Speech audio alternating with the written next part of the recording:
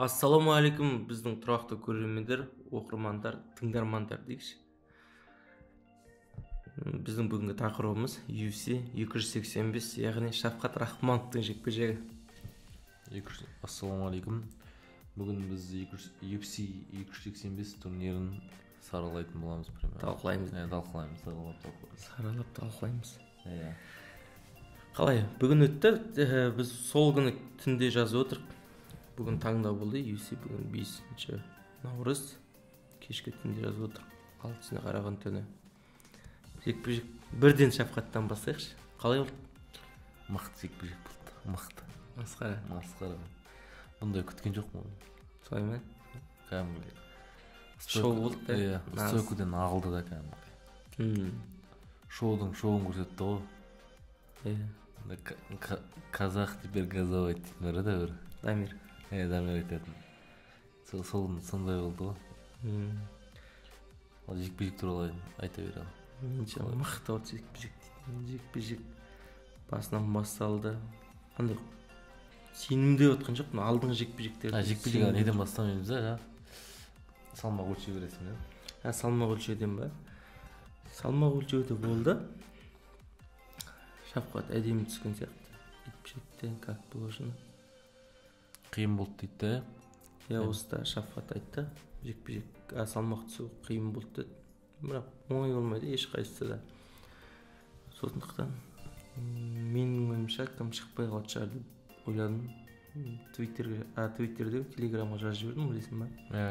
Келмей жатыр деп. Потому что дайын адам, менікі нормально, дайын адам сразу келу керек те ол.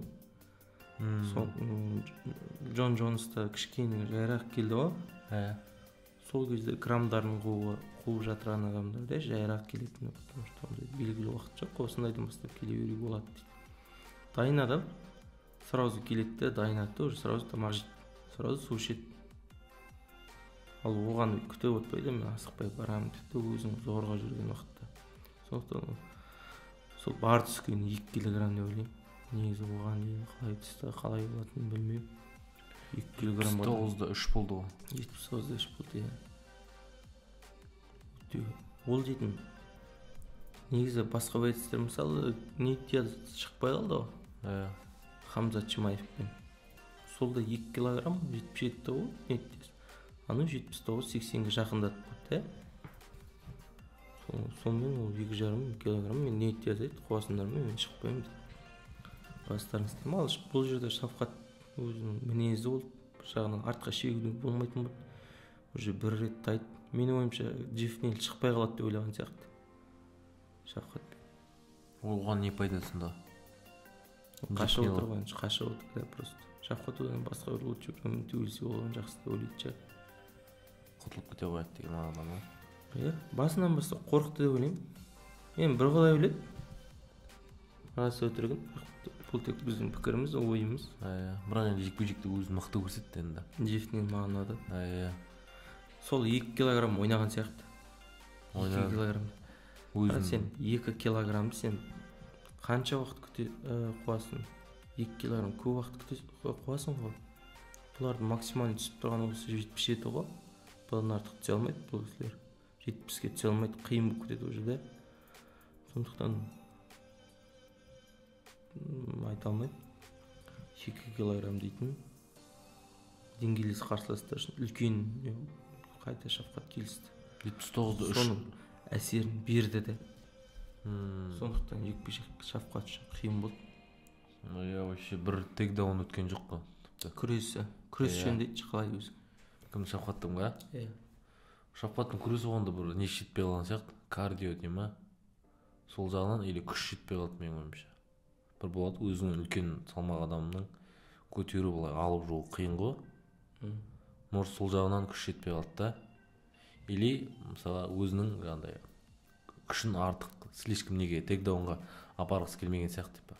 Күреске да. Күрестен ең көп кетеді, осы күрестен кетеді ғой. Не да тез шаршап қаласың да күреске. Сондықтан ол күреске бармайды деп тіке стойкада төбелесем деген ниет болған сияқты менің ойымша. Сен қалай ойлайсың? Бір стойкада алып тастады бірақ.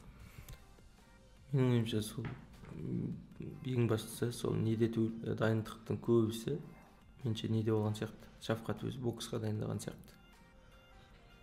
Стойкіде Евгений деген стойкіде дайындаған сияқты, тұрып төбелесуге. Сондықтан стойка проходка орта жағында өтті, ойлайсың ба? Күшті кетіп қалды ол жерде. Джефф Нилдің салмағы да ауыр, андай қатық балған көрдің ба?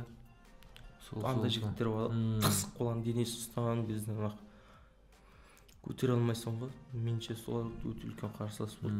Бірақ Шафқат дейді кәдімгідей қарсыласын дұрысынан оқыған екен. Шафқат мықты дайындықпен келді ғой. Ударларынан күтіп алу, тізені ішке тығу. Бұндай күткен жоқ ма Шафқаттан?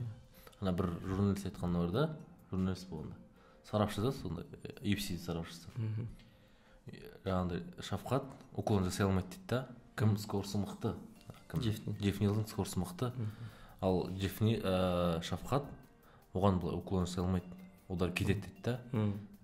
Бірақ енді бұл жекпе-жекті көрдік, уклон жасай алды, бірақ енді кейбір ударлар кетіп қалды ғой. Ол кішкене шоу үшін деп ойлаймын. Қалай ойлайсың? Или серьезно кетті ма бұлар? Бірақ енді шоу үшін кеткен деп ойлаймын енді, менің ойымша. Шоу көрсетіп та қандай боецпін деген сияқты алды. Міне осындай мен деген. Шафқат па? Шоу үшін удар жіберді деп ойлайсың ба? Білмеймін, может просто так 50-50 просто. Өз ойымда. Меніңше шынымен шоу үшін емес сияқты. Мына жерде шоу көрсететін уақыт емес. Уақытта емес, шоу көрсететін деңгейде емес қой. Жоқ, енді былай стойкіде төбелесу меніңше шоу сияқты. Стойкіде төбелесу шоу менің. Бір жағынан шоуда болды, бірақ өзі дайын екен көрсетіп тұр ғой. Бұрын Петтис пен Тони Фергюсон төбелесі болды ғой. Вот ол шоу болды да, екеуі де шоуға дайындалып келді. Ал мынада жеңу үшін шығып тұр да, анандай расслабуға жоқ. Нетияздарда нелерді білесің ба? Күліп, айқайлап, деп айқайлап тұрады ғой. Хамзаттарда көтеріп сөйлеп тұрады. Оған уақыт жоқ қой. Орын дук-дук-дук. Темп өте жоғары болды. Байқадың ба? Темп дейтін тоқтамайды. Не Джефф ұрады, не Шафқат ұрады. Маған бір қуантқанда Шафқаттың соққы көтере алатындығы қуантты да. Екінші Головкин ба? Головкин сияқты.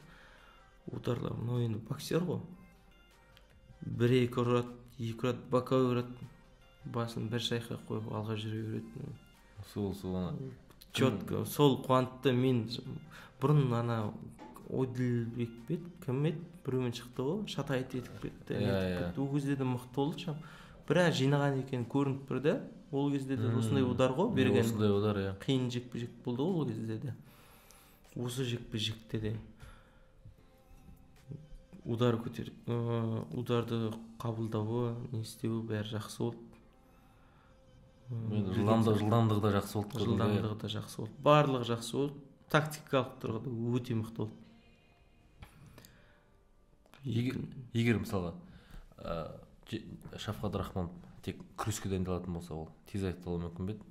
Қалай ойлайсың? Хамзат сияқты мысалы бірден кіріп кетіп сеп тастаймын дегенде алып та, бұлдырып тастаймын деген ниетпен шығатын болса да. Меніңше кіргізбейді сияқты, Джеффпен бәрі қайта дайындалды. Одан да осы бокспен жауап берген әдемі болды. Ол рас. Мен бірден кіріп кетсек, оны Шафқат істейтін еді оны. Если сондай істей алатын болса да. Оған көп барып рискованный зат болған сияқты аяққа кіру. Шафқаттың өзі ұзын ғой, ұзын адамға аяқ кіру ыңғайсыз да, бойы кішкентай адамға. Не болуың керек та, не Магни сияқты кішкене ұзын болса, вот кіре бересің, любой әдемі грэпплингке де не. Мынау қатып болған не өзі күреспейді, не біреуді күрестірмейді. Клинчте былайынан тұрады, не өзінің істейді. Күші баршылық екен. Күшін көрсетті. Шафқаттың өзі дейді, күші жүрген адамды төбелесіп жатқан жоқпын мен. Мықты, действительно мойындаймын дейді. Ішке ұрған нелер бар ғой, соққылары. Оның бәрі соққы тиді ғой, бірақ. Тиді айтып отырды да. Тебем, вообще оны сезбей жатыр дейді да. Содан кейін уже ана соңғы нокдаун береді ғой. Сол кезде уже ана видеодан қарасақ, примерно сезіле бастағанда ішін жауып жатты бірден, қорғанып жатыр да. сонымен ғана пайдасы болғанында жаңағы ненің соққының ішке тепкен соққының. Мен Шафқатқа 100/100 берем, 10/10 берем. Менде қарсылас Колби Ковингтон болады деп ойлайсың ба? Или Колби шықпайды. Осман мен Колби күрес шамалы сияқты деп шығып кетпесе бар ғой. Осы жекпе-жектер. Қой күрес не үшін деп ақымақтықпен шығып кетпесе. Колбидің де стойкасы қатты-ау. Стойкасы жақсы енді, күресі де жақсы ғой. Типа стойкады мына стойкамен алып тастаймын, бүйтем сөйтем дейді андай. Өзінің ойлары болатын болса шығып кетпесе.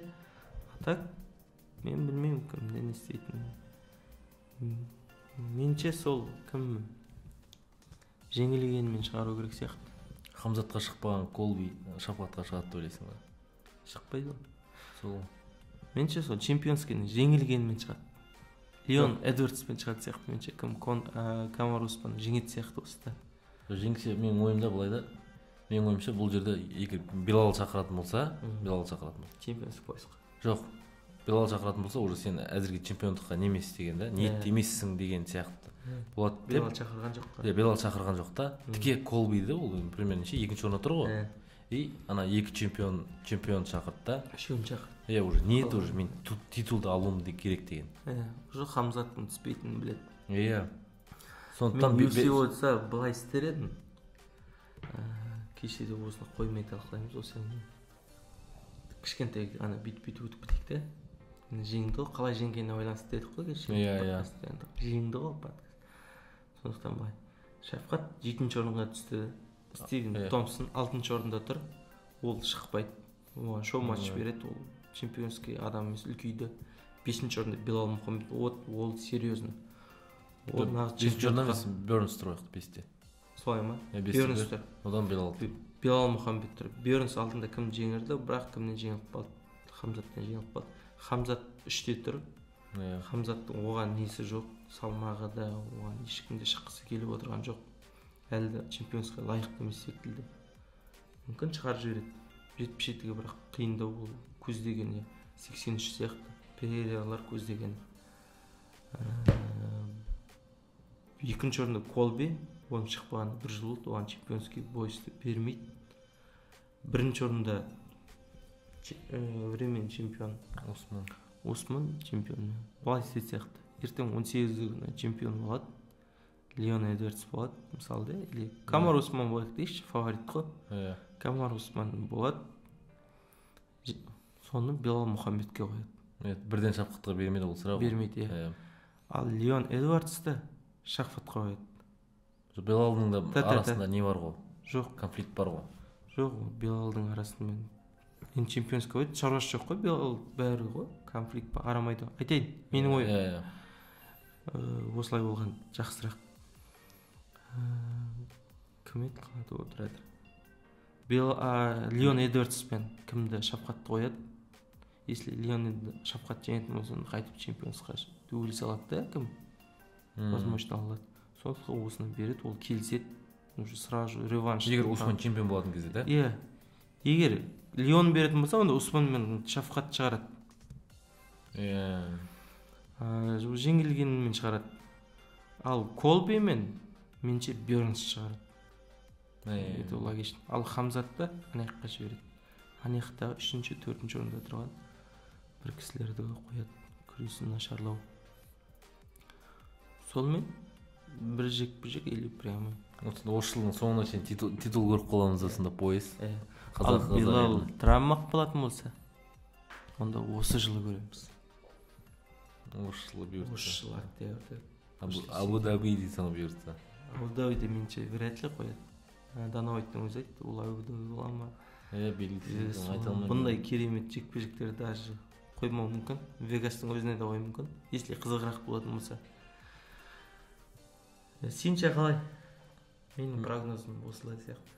Менде солай ғой, егер Осман чемпион болатын болса, ең бірінші претендент, енді неге чемпиондыққа лайық ол Белалда, кім Шафқаттың алдында. Сондықтан, егер Осман чемпион бола ма, онда Белалмен шығады да, қорғау үшін өзінікі. Ал жаңа сен айтқандай, Леон Эдвардс Шафқатпен деген сияқты. Менше сөйтсе UFC'де таныш барлығы да әдемі болатын сияқты. Тек бұл жерде не той бар, кім? Колби Бернспен шықпай қалуы мүмкін. Неге шықпай оған?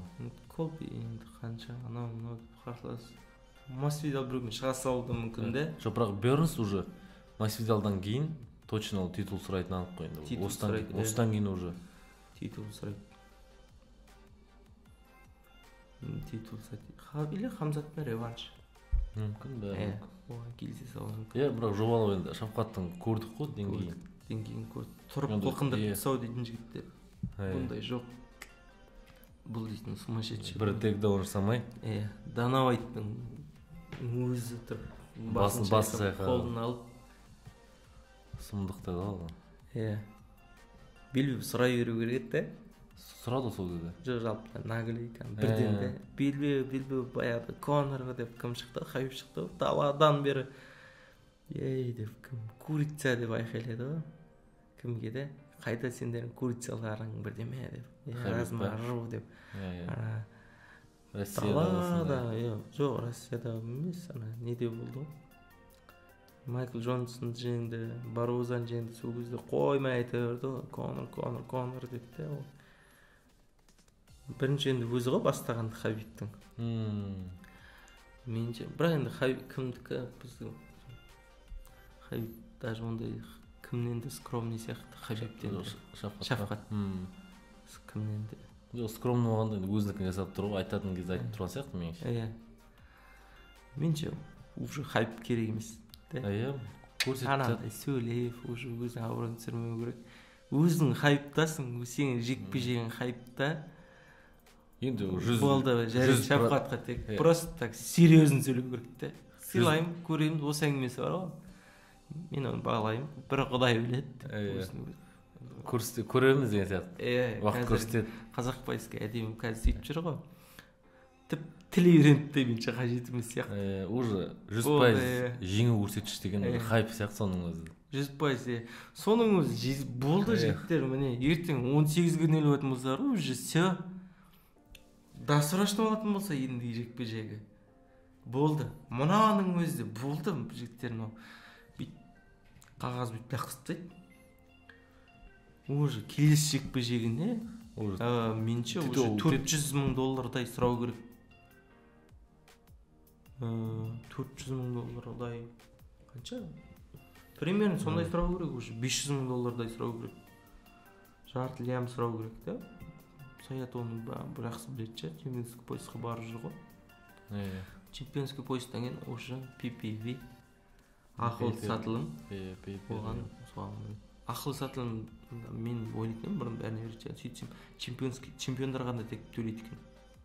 Чемпионский бойға шыққандарға ақылы сатылым төлейді екен. Мысалы қазір бүгін кімге төлейді?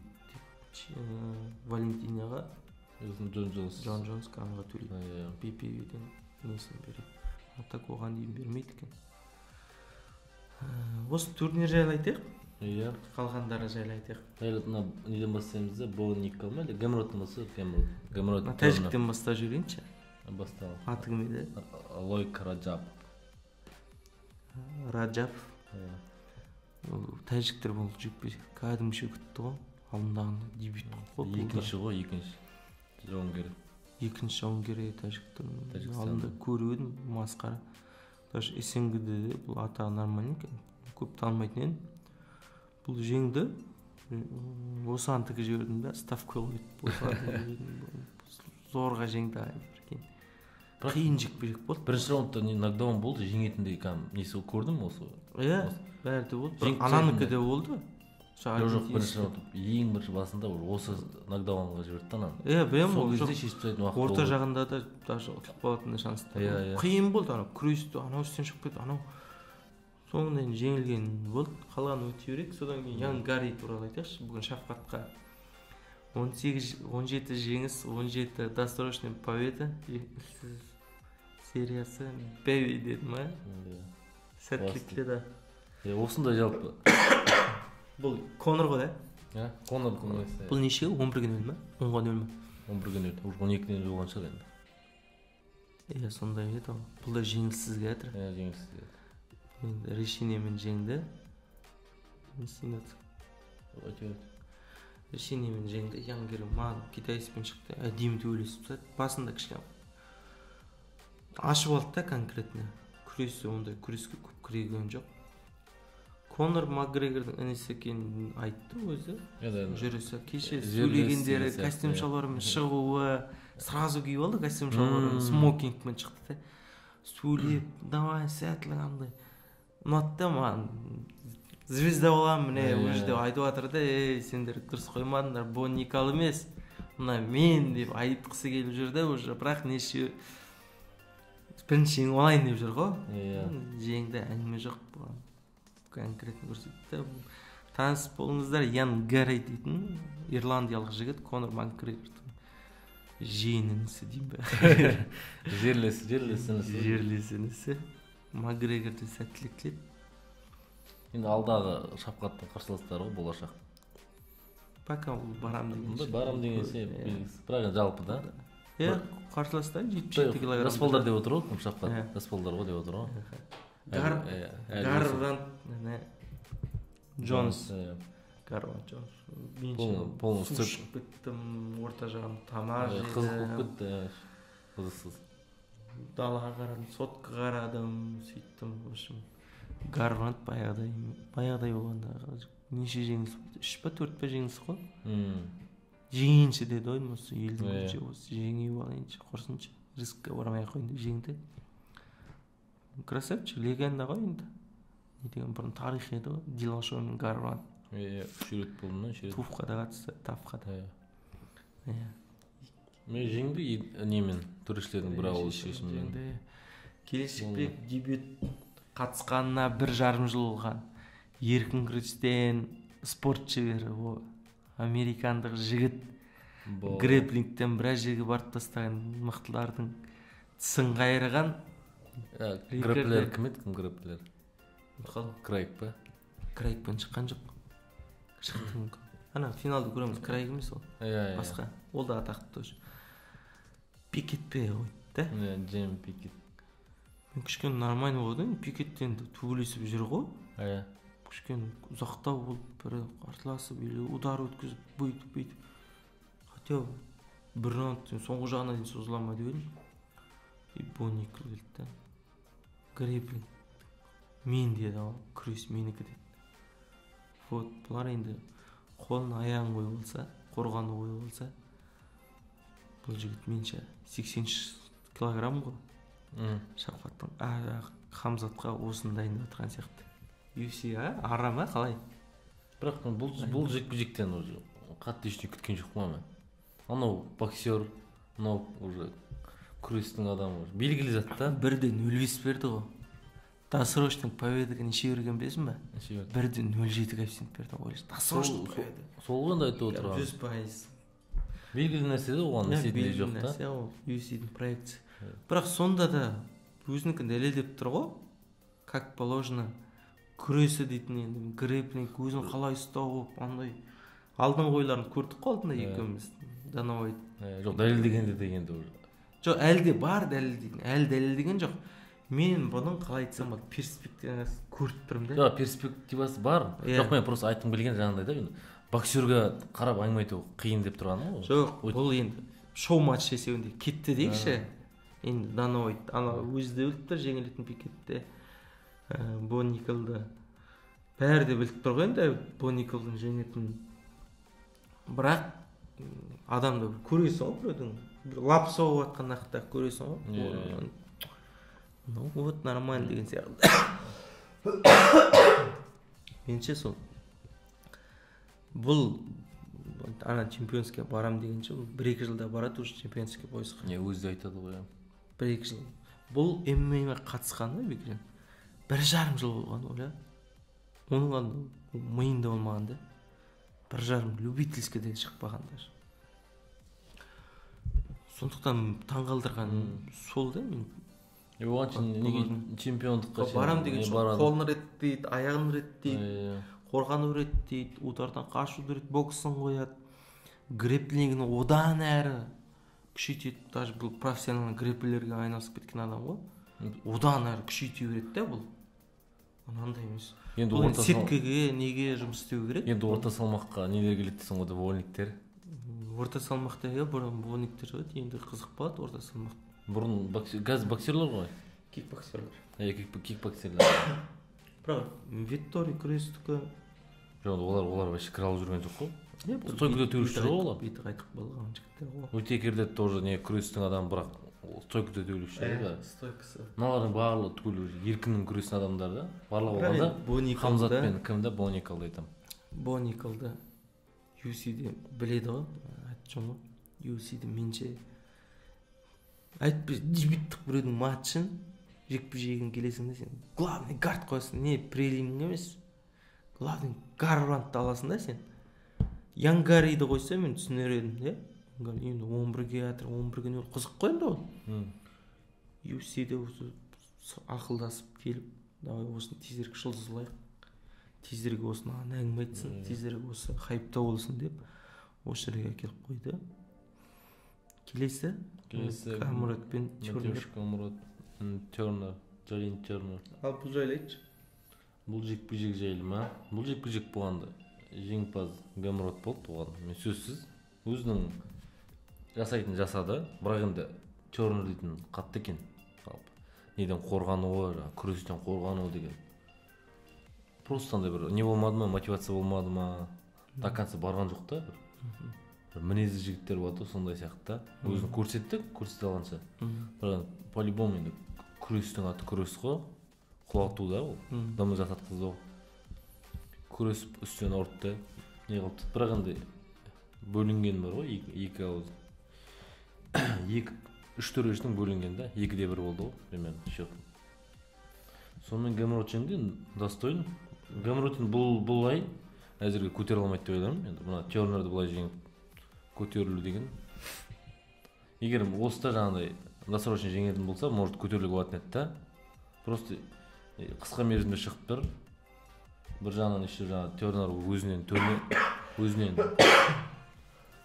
Тернер өзінен төмен рейтингта. Енді бұл да көп болса сол орында тұрады ғой әзірге. Көтерілмейді ол, менің ойымша. Болды, бірақ енді Тернер бір жеңілген біреумен шығады ғой. Жеңілген бір жауынгермен шығады, кімді білесің ол? Дамирмен қоймайды сияқты. Қоймай ма? Мен өзім ойымды айтып кетейін. Менше Тернер жеңді, Камурат жеңіп қалды. Жеке өзімнің ойым, және Сетандан комментаторлардың ойы бойынша 2-де 1 есебімен Камурат жеңіп қалды. Өйткені не дұрыс неге контроль жасай алмады. Өтірік контрольдер болып кетті, контрольді айта келмес. Сондықтан үлкен болып шықты ғой. Тернер дейтін. Күші жетті қалды. Кімді? Камураттың. Менше тағы да таңғалады. Арман Царукянмен де қиын спорный бой болды ғой. Ronaldo спорный бой болды. Білмеймін, менің ойымша Камурат жоқ, өз ойым ғой енді просто айтып отырмын. Мына енді менің ойымды отырмын енді. Сен кім істедің ғой. Әркімнің өзі әртүрлі. Менше спорный бой.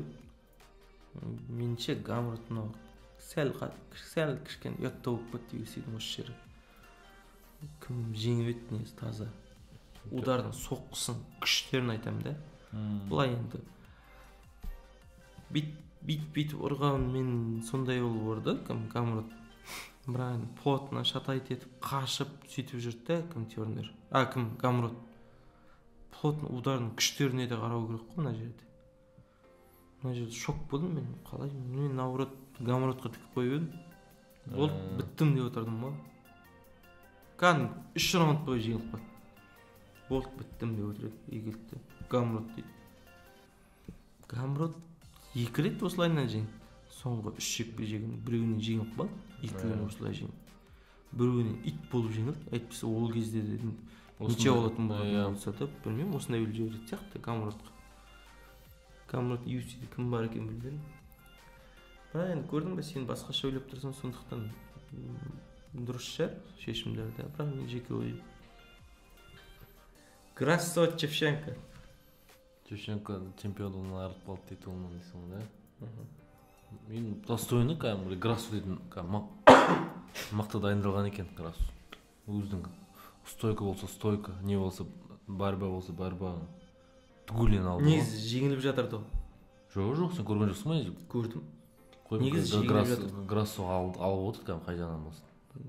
Меніңше кәдімгі таза бірінші раунд беріп, екінші раунд беріп, нешінші раунд? Жоқ, онда просто андай қай мағынада десем болады саған. Бұл үстінде контрольде жатты.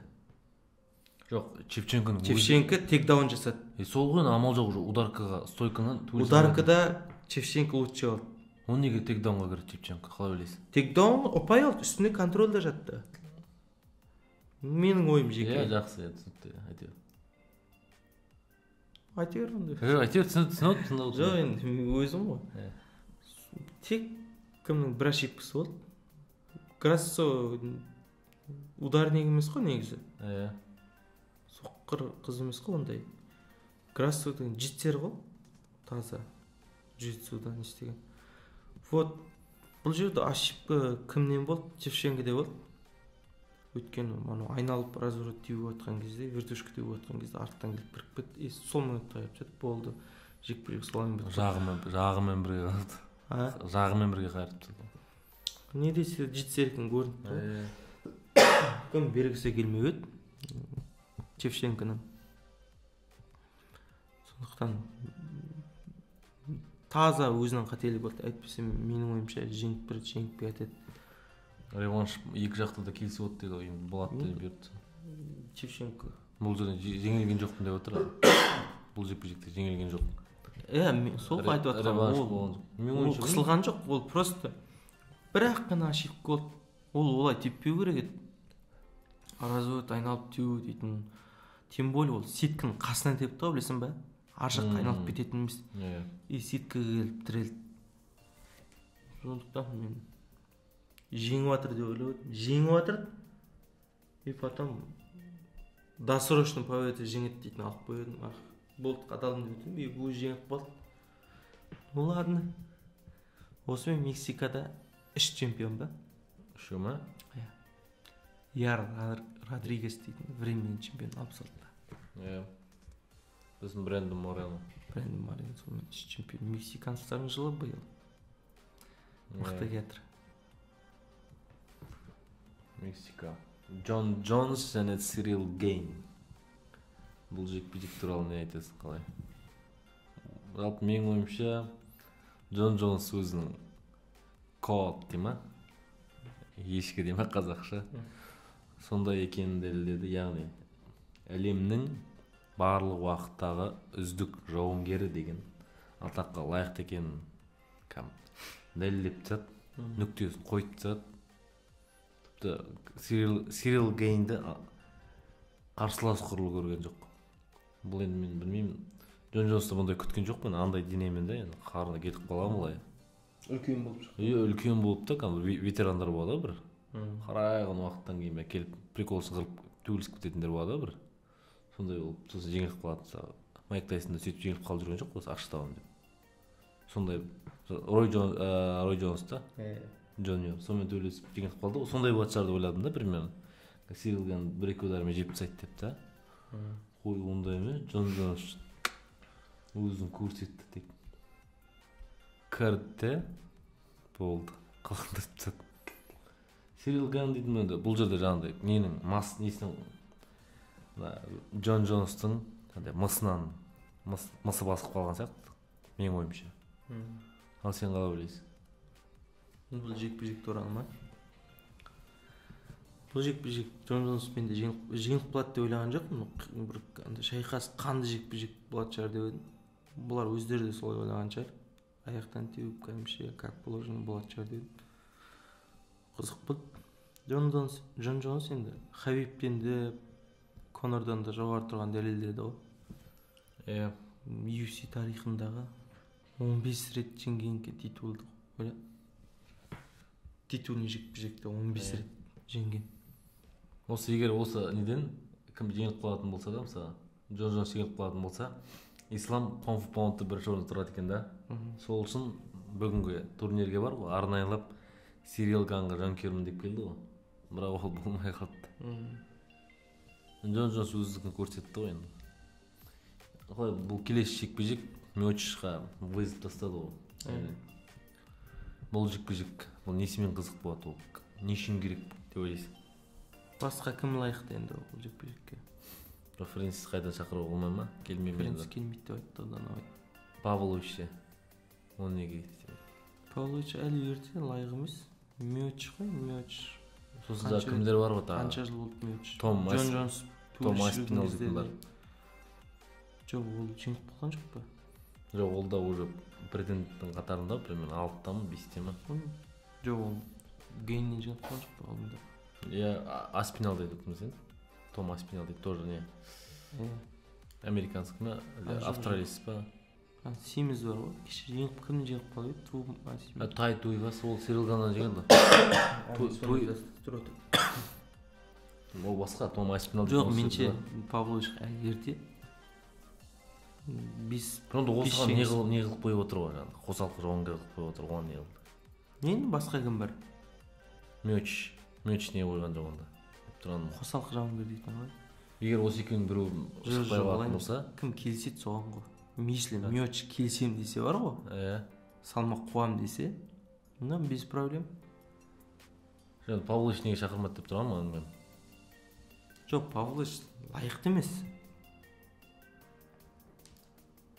Қалай лайықты емес? Павлович Миочичтің қасында вообще лайықты емес. Миочичтің жеткен жетістігі, Миочичтің атағы, Миочичтің қазіргі несі. Павлович тек қана просто так замен ғой.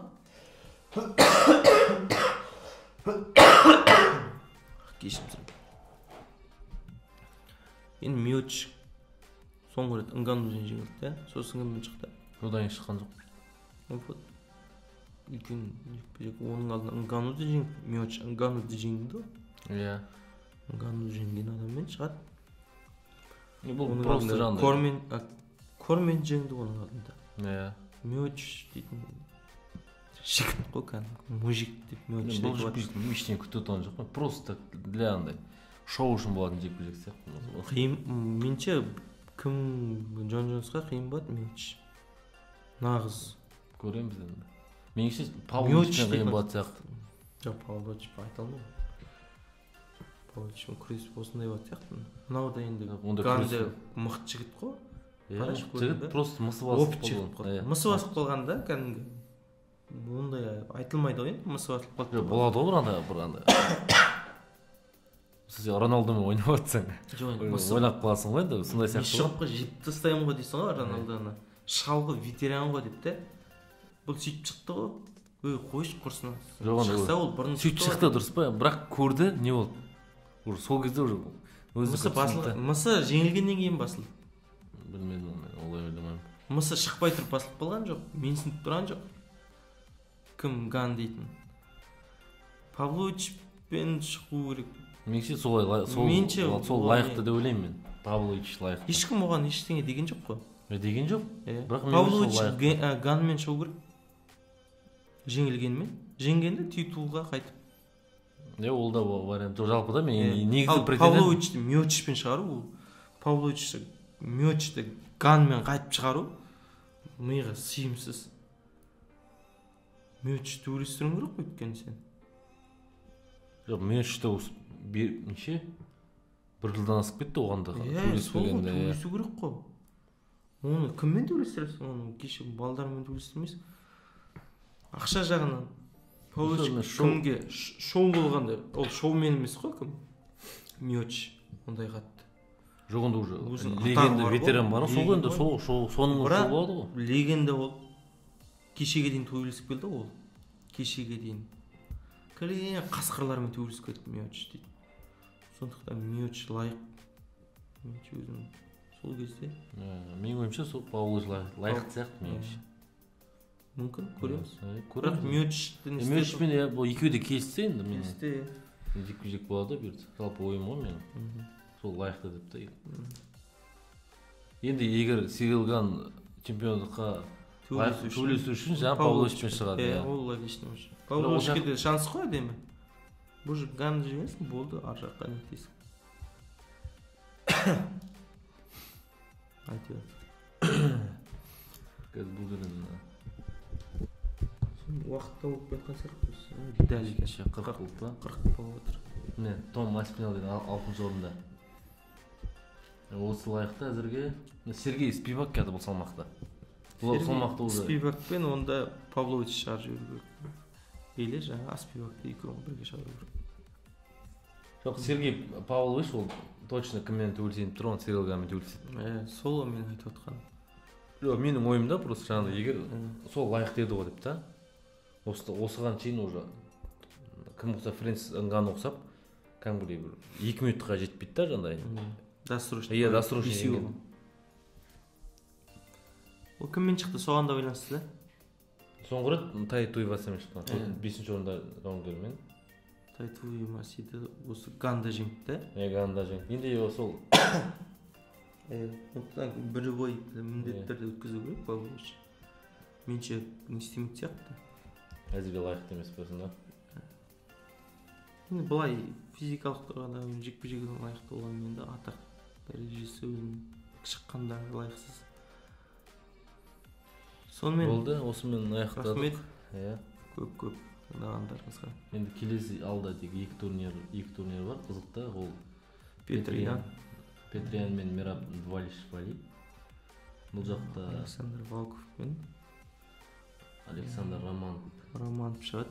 Кілең орыстар шығады. Никита Крилев, Нурмагомедов, Саид Нурмагомедов шығады. Абу-Бакыр шығады. Шафқаттың бұрынғы қарсыласы Харриспен. Карлстон Харрис. Сондықтан күтеміз, көреміз. Алда Леон Эдвардстар, Камар Османдар бар. Оған да бұйыртса подкаст түсіреміз. Күтіңіздер. Петряннан кейін, сол жекпе-жектен кейін тағы да подкаст түсіреміз. Сондықтан сау болыңыздар, канал болыңыздар, каналға жазыңыздар, колокольчик басып, комментарий жазыңыздар. Бұл міндетті түрде бізге үлкен ауадай қажет болып тұр. Рахмет.